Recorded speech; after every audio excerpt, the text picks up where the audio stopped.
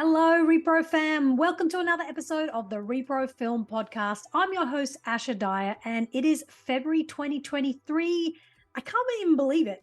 And although the last years have been quite a bit of a roller coaster, this year seems to be really, really busy already. Like we're making up for lost time during the pandemic. Can anyone else relate to this? I feel like we just need to take a breath, slow down, and enjoy the moments as they come into our lives. So I'm hoping you can join me on this mission because that's certainly how I'm going to be looking at 2023.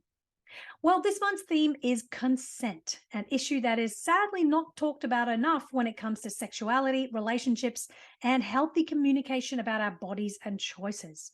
Just a quick glance at sex education across America will give you pause.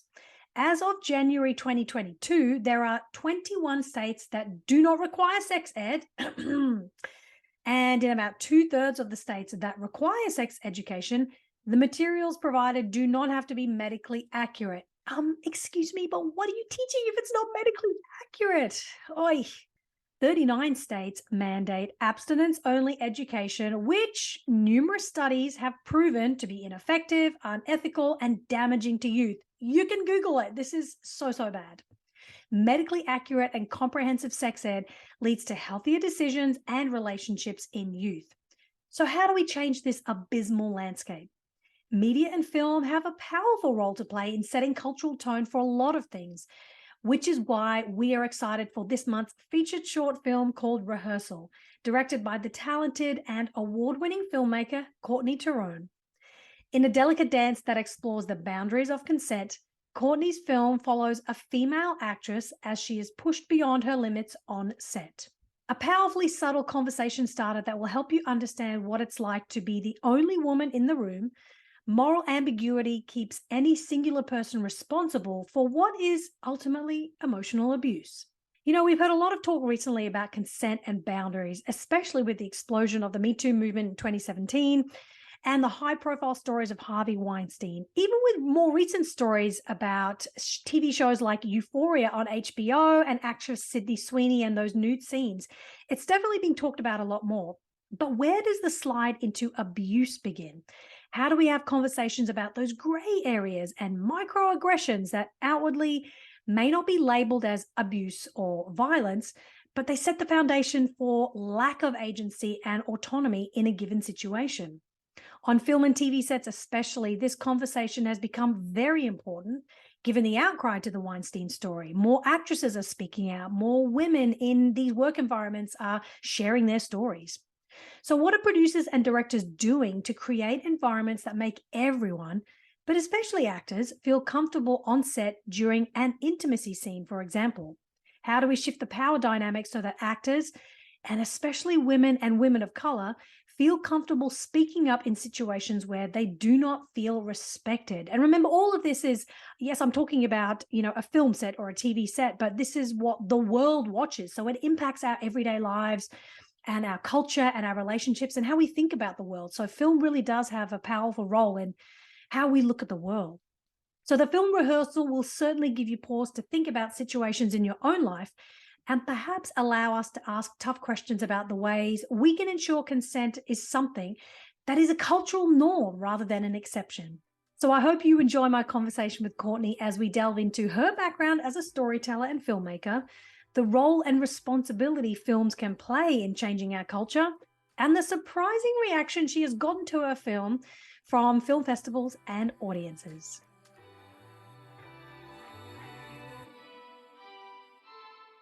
Courtney Thérond, thank you so much for joining me on the pod today. It's lovely people listening can't actually see what we're doing, but we can actually see each other. We're doing a recorded Zoom call, so this is lovely.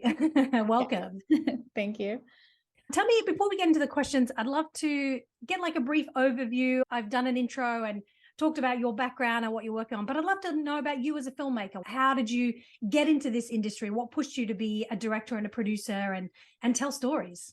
Well, I've always been a storyteller, I guess. I wasn't allowed to really watch TV or movies growing up. It was sort of for special occasions or if we had babysitters. So I had to make up my own. So I would sort of create my own TV shows and storylines and I was the oldest, so I'd get my sister and my neighbors to play along until they got old enough to to quit. But yeah, I've always sort of understood the world through that lens. And then I found photography in high school, and combined that with growing up doing a lot of theater, and would create these sort of tableaus, and really loved capturing a story in an image, and especially creating these characters. And so combined them and found film. And yeah, I thought I wanted to be a DP when I first went to film school because I love photography so much, and then realized the part that I loved about it was what was in front of the camera, and switched over to directing. So I still, I love collaborating with my DPs and creating and thinking of images in that way. But yeah, I sort of fell into film through many, many steps along the way. Lovely. And just for the uninitiated or people who don't work in film, DP stands for Director of Photography, correct? Yes. Yes, perfect. And I love that you said films were the way that you made sense of the world, which we're going to get into a little bit later. But I'd love to learn about Rehearsal, your short film, brilliant short film. Where did the idea originally come from, and what made you want to tackle this issue of consent? So I worked as an assistant director, which is the person who creates the schedule and runs the logistics of a film set. I sort of fell into that as my day job after school, and I was working on a feature where there was a sex scene, and it was handled very strangely by the director, and a lot of people were uncomfortable, but there wasn't a clear event necessarily that created that discomfort. And it was really hard to talk about afterwards, and especially people who weren't on set. So coming back and trying to explain what had happened and why it was weird. And I realized there wasn't a lot of vocabulary around that gray area, or sort of the earlier, because this was before intimacy coordinators were a thing, or at least before people knew about what that job was or entailed. So there wasn't a lot of conversation on consent, but it was around the time of Me Too becoming part of the conversation. So this sort of period of time where everyone could get on board with, Harvey Weinstein was abusing people, and these sort of bigger, shocking stories everyone agreed on. But when it was that first stage of sort of pushing the envelope and seeing where you could get someone to go and how it started, there really wasn't a lot of conversation around it because it's hard to talk about, and it's vague, and not everyone agrees on who should be responsible at that stage. So I wanted to make a film to be able to have that conversation and say, this is what I'm talking about, this is what it looks like. You could pick a side, just to kind of show this is where that line kind of starts, and where we allow ourselves to be pushed over the edge a little bit, and why we do that. And maybe if we look at it in a different way, we can all have a collective conversation and sort of decide how to go forward, because I just think it's really difficult to talk about something that's not a clear, distinct moment in time or an event that everyone can just agree on if they weren't in the room. So just kind of wanted to find the sticky spot and talk about that. I mean, what a powerful entry point into this issue. When you mentioned Harvey Weinstein, it's like we often hear about these stories when they get to that level in the news. It's like, well, where does it start? And so this is a really good entry point into that and allowing people to think. So I really love that. And so the film did the festival circuit starting in 2019. Can you share some of the feedback, reactions you've received, whether good, bad, or shocking, or eye-opening? Tell me what you've heard. Well, the film is very subtle in its exploration of consent. So I was very worried going into festivals or just even submitting, if people would get it, or people would find blame in the female character, or I didn't know how people were going to react, or if people would know what was wrong. So it was very nerve-wracking. And the first festival I was able to attend, that was not the case. So it was great. People got it. I had a lot of people share stories about their own personal experiences with consent on set or in theater, or different creative spaces where there's sort of this expectation that you're just supposed to be open and cool with things, especially when you're the only or one of few women in that environment. And I got some stories from people who realized that they had pushed some boundaries, or they hadn't listened to their actor, or they hadn't created a safe space. And that was really interesting too, that people could see themselves on both sides in the film and maybe think differently going forward and find some empowerment in that. So that was an unexpected reaction. And I talked to a few people who realized like, oh yeah, I probably should have done things differently. Or, I looking back now, I didn't really consider how this person was feeling at the time. And I think because the other characters in the film, it's not really about blame, or like everyone's trying to do the right thing and sort of failing. So I think it created a safer space to admit like, hey, I think I did the same thing. Like I had good intentions, but now I understand I have to do things a little differently, or listen in a different way, or observe my actors in a different way, or have these conversations in private and not in front of everyone. So that was exciting to me, that people were able to kind of think about themselves on both sides of the issue, because I think that's important too. It's a lot easier to be like, oh, this person did something to me, but it's a lot harder to take ownership yourself. Oh, that's great. I mean, after I watched Rehearsal, I watched it a few times, and it started to make me rethink about any sort of intimate scene on film and TV that I've ever watched. I'm particularly thinking of the controversy surrounding Euphoria and Sydney Sweeney. I'm sure you're familiar with those. And also wondered twice about what kind of boundaries were set in place for the actors. How did they feel? Did they have these conversations? Did they have an intimacy coordinator? Especially for recent productions. What are your thoughts on this? I mean, it's so complicated because I think the bigger the project, the more formalities have to be set in place, because there's so many levels of hierarchy. A lot of it's just listening and asking questions in private, and asking questions ahead of time, I think is key.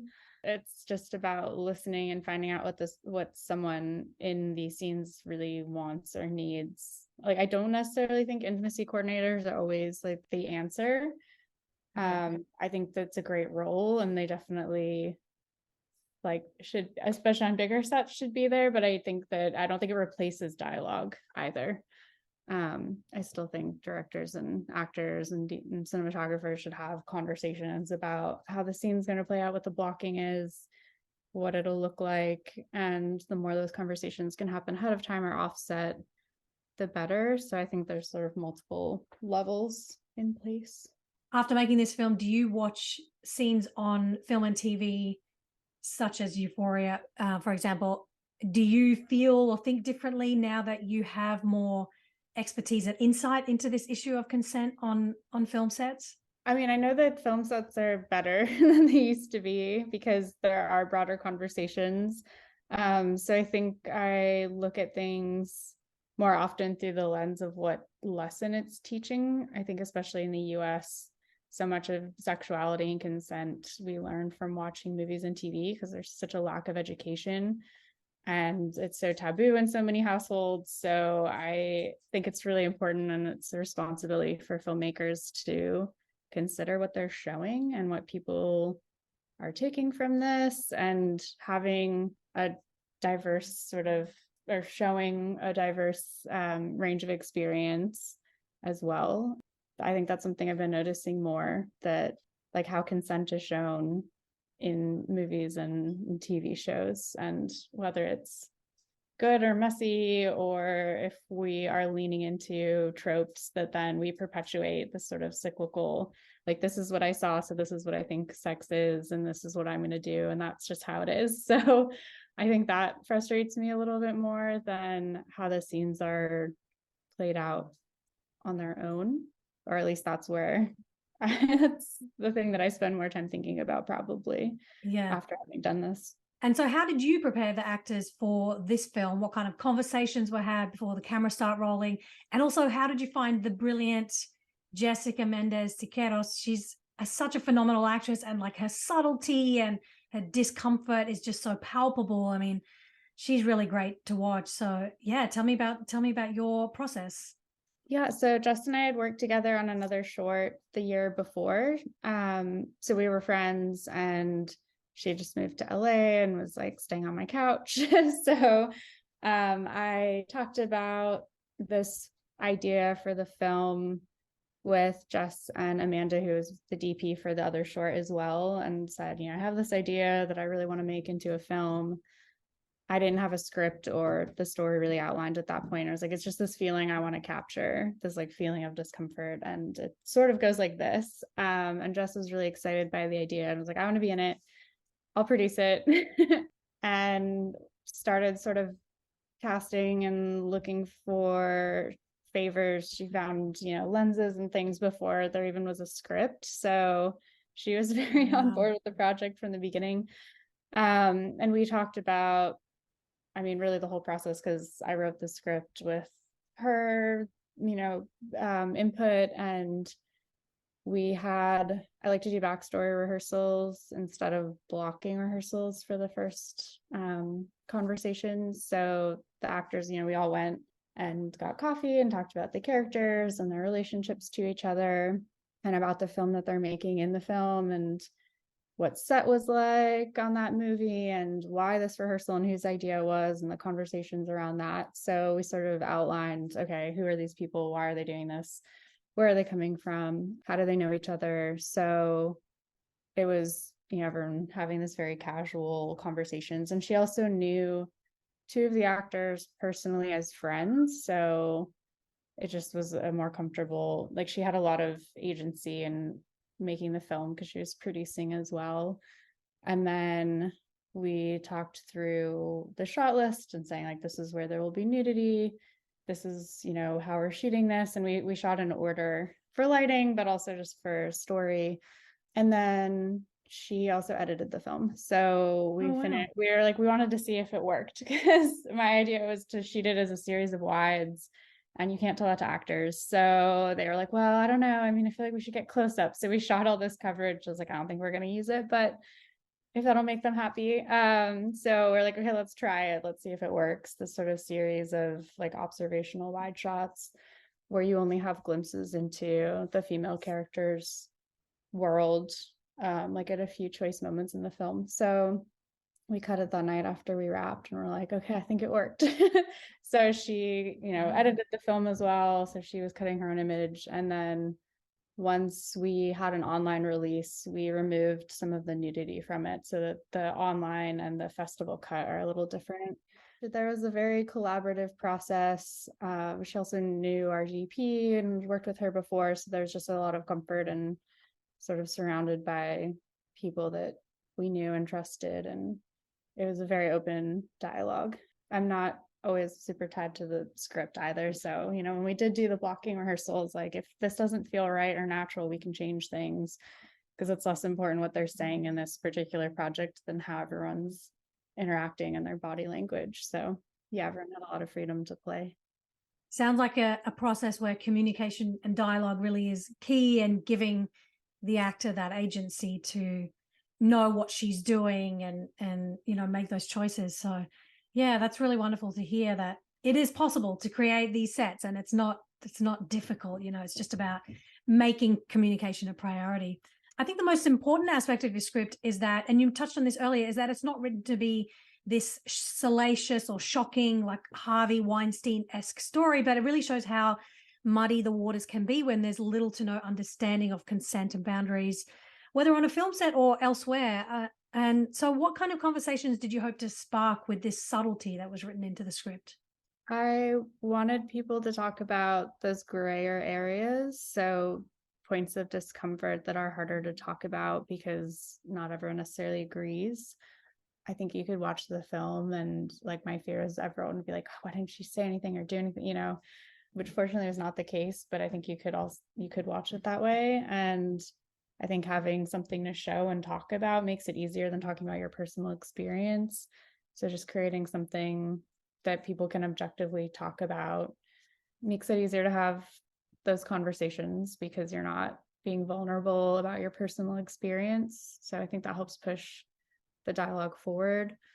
I think also what it's like to be the only woman in the room was a big part of that.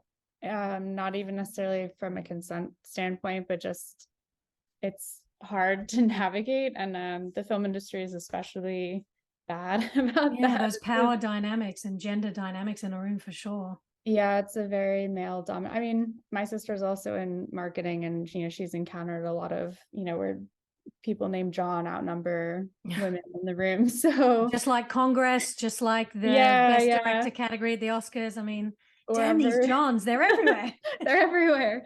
But yeah, wherever there are people making important decisions or decisions over people's lives, it seems it's just harder as a woman to speak and be heard and know that you're being understood. So I wanted to sort of capture that as well beyond just consent, but it's no one's necessarily listening to you sometimes. So I think both of those. I don't know if that came across as much because the consent is a clear theme, but yeah, this idea of just feeling a little bit crazy because you're the only person.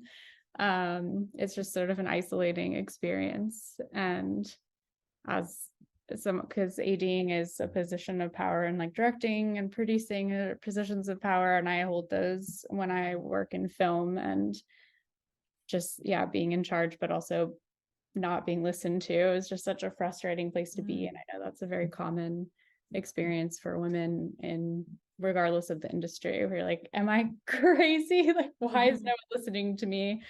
What I'm saying is actually pretty basic, and people just sort of ignoring you or saying the thing you just said like it's their own idea. So just trying to encapsulate that feeling of being very alone when you're in a room full of people.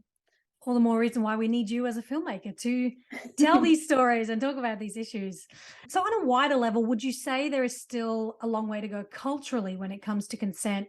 I can't help but think of viral stories, which like what happened to Aziz Ansari a number of years ago, when Me Too first kind of blew up after 2017. And even the way, we constantly hear refrains of, well, what was she wearing in response to sexual assault allegations, as if an outfit is a form of permission to violate someone's body, or how much alcohol they consumed or whatever. So what do you think about the larger cultural implications when it comes to consent?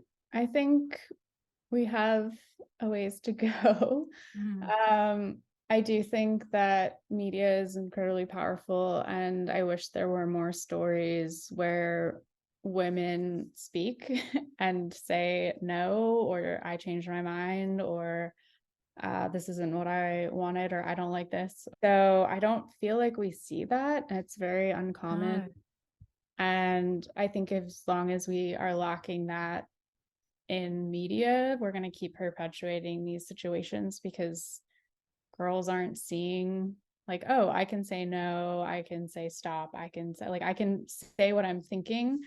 There's this very, the passive female character still continues to be the leading character often, and it's really frustrating to see that to continuing. And it's the contrast of, yes, it's relatable because that's how women feel in situations. They don't necessarily feel safe or open to express how they feel, but at the same time, if we never see it, then we're going to keep doing that. So trying to find the balance of like, hey, what would this look like?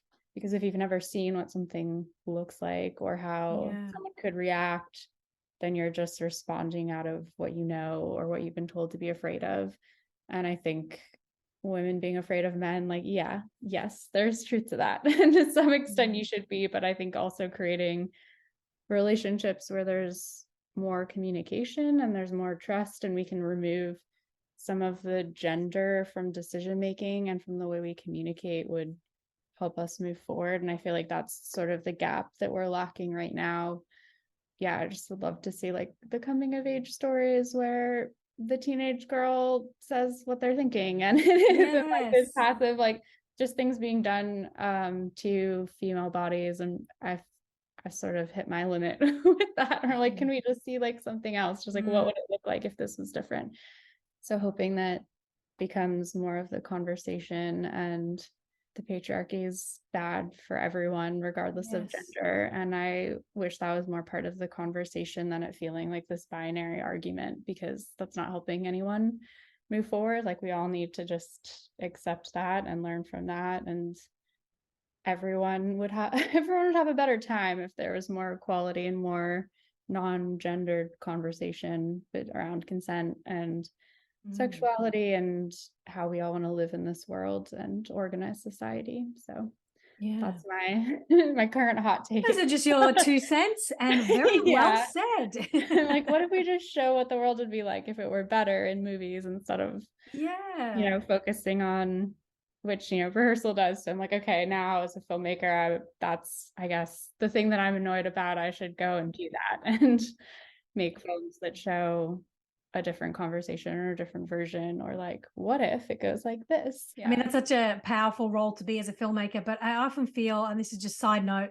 to these questions, but it feels like there are a lot of women and minority filmmakers who have that burden or the pressure to make those films, and the men get to make Star Wars and Jurassic Park and Marvel and all of that. So I digress, but let's hope Marvel, but about consent. Yeah, Marvel, but with consent. So as a filmmaker, what kind of change do you want to see in the industry when it comes to consent, boundaries, and portrayals of intimacy on screen? I mean, we mentioned before about the role of intimacy coordinators, and that seems like a very recent addition, but what else do we need to see? And can you kind of explain what an intimacy coordinator does? Like, what's their role on set?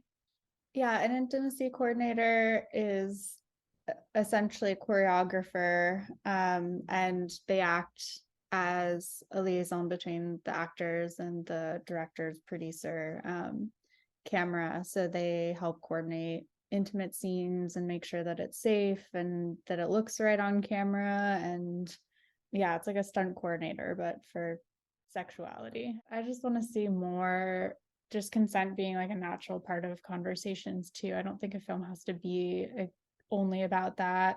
Things are getting better where it's like you see condoms like in sex scenes, and that's no one's like harping on that fact. It's just like become more normal, and I feel like that's a more recent trend as well.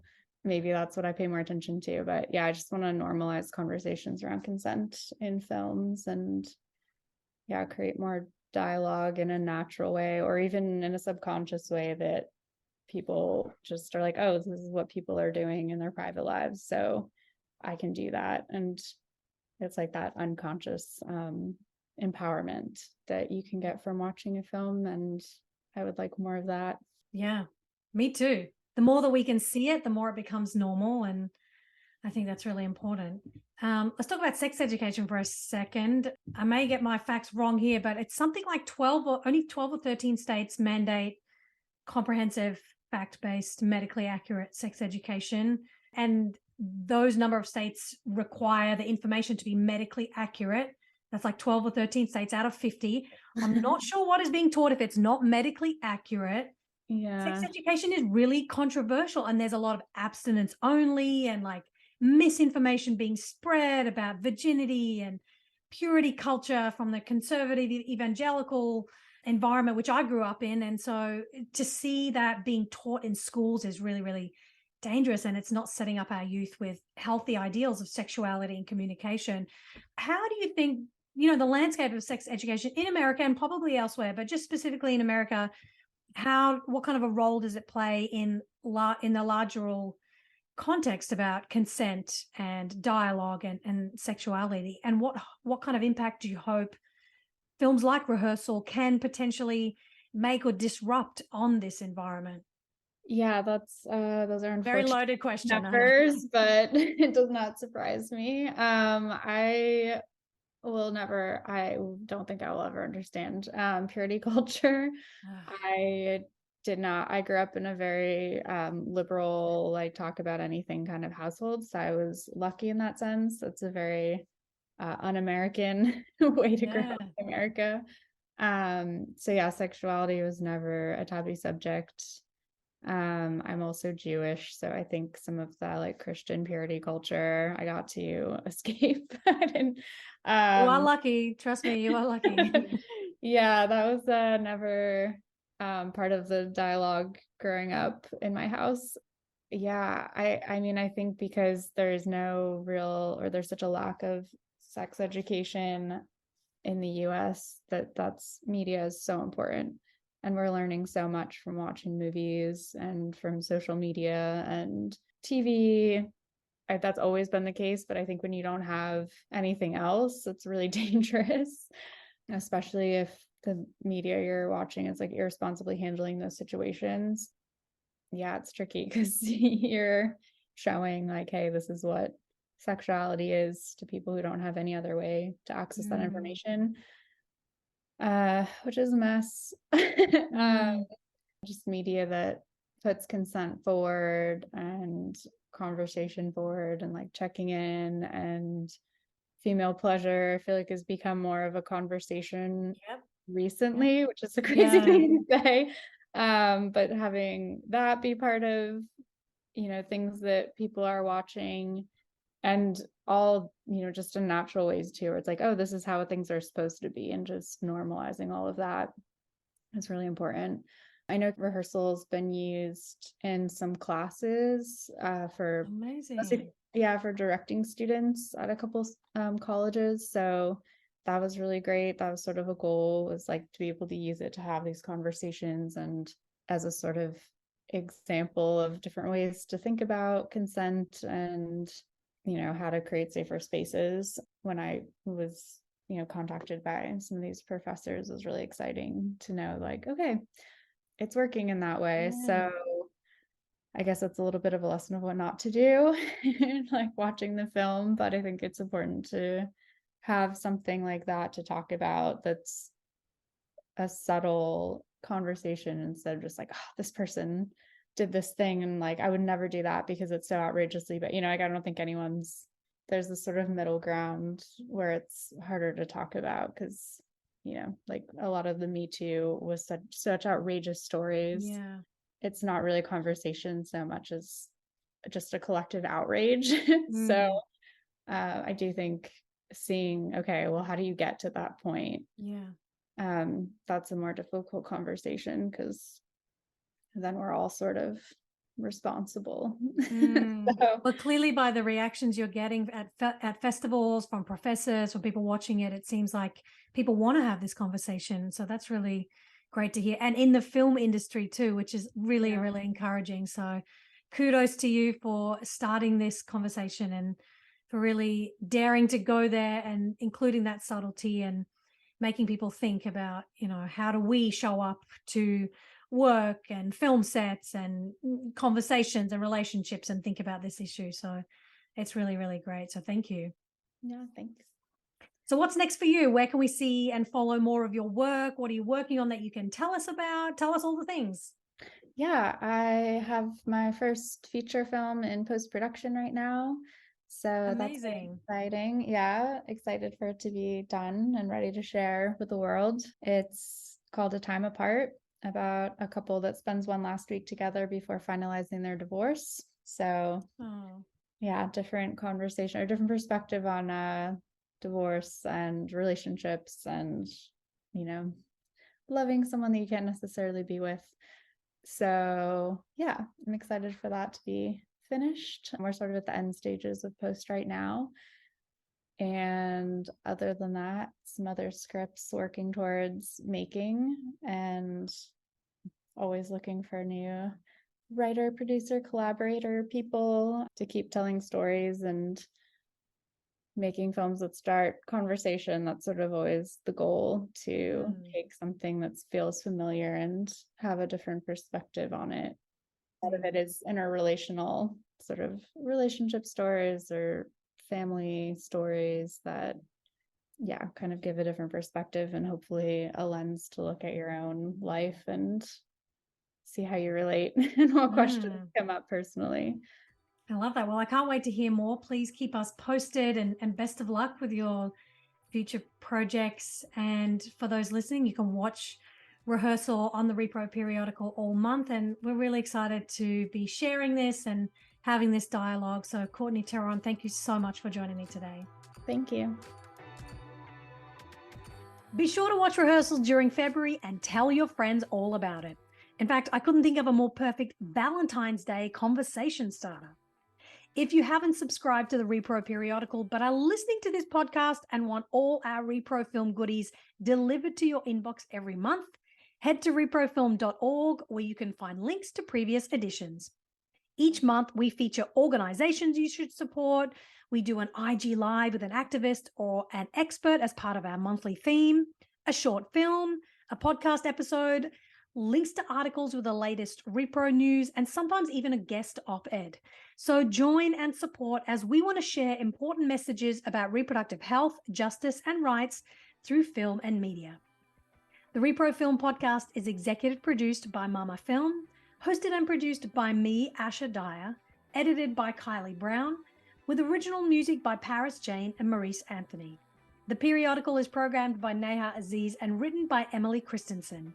Alex Gambati is our social media manager, and Rebecca Sosa is our distribution and impact strategist. You can find us on social media at ReproFilm on Instagram and at ReproFilmfest on Twitter. I look forward to bringing you our next conversation. Bye for now.